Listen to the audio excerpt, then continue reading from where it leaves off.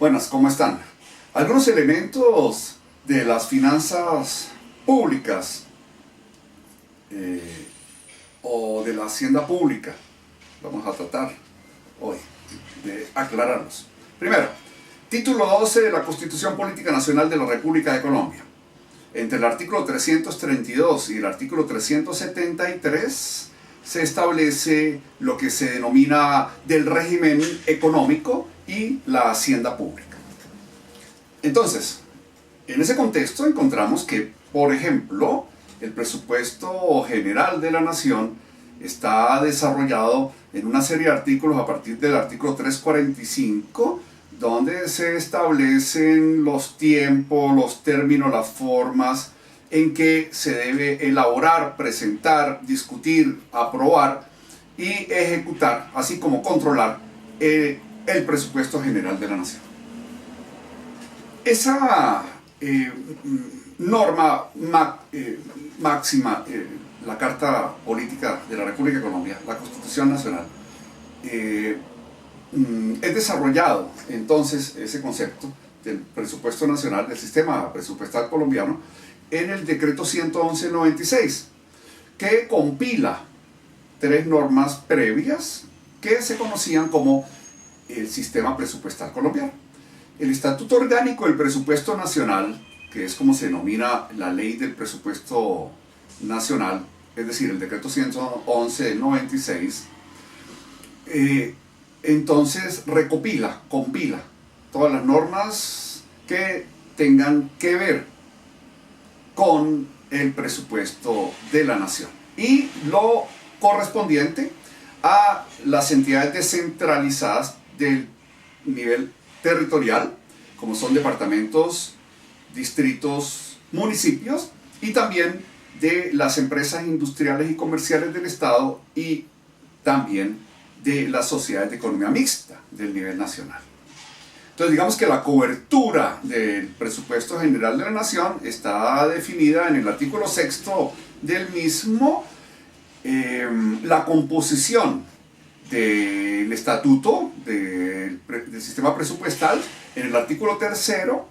están los principios del sistema presupuestal colombiano, el desarrollo, entre otras, también del artículo 363 de la Carta Política, en cuanto se refiere al sistema tributario, los principios de progresividad, de equidad y de eficiencia, y ciertamente ellos no son parte de los principios del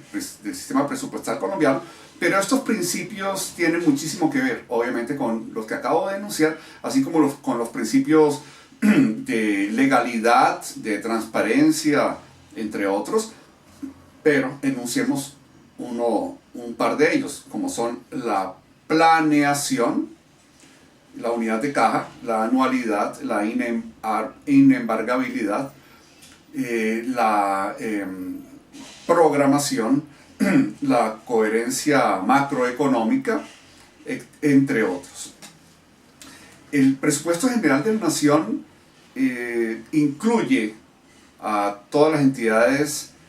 del sector público en la siguiente forma, con exclusión de algunas. Entonces, ¿cuál es la cobertura? La rama legislativa, la rama judicial, la rama ejecutiva del poder público, con excepción de las empresas industriales y comerciales del Estado y de las sociedades de economía mixta del nivel nacional, y tampoco se tiene en cuenta en el primer nivel de cobertura a los establecimientos públicos del nivel nacional, aunque ellos hacen parte del presupuesto general de la nación, pero están en un segundo nivel. Ese segundo nivel incluye también metas financieras para las dos entidades últimas mencionadas que están no cubiertas y una serie de propósitos generales que son anualmente establecidos por la norma legal, por la Ley General de Presupuesto Nacional, que tiene una vigencia de una anualidad. Estos son algunos elementos básicos con los cuales queremos comenzar el estudio de esta temática. Las finanzas públicas en principio cubren no solamente los ingresos tributarios, sino también aquellos que no se consideran ingresos corrientes tributarios, como son las tasas y las multas, además de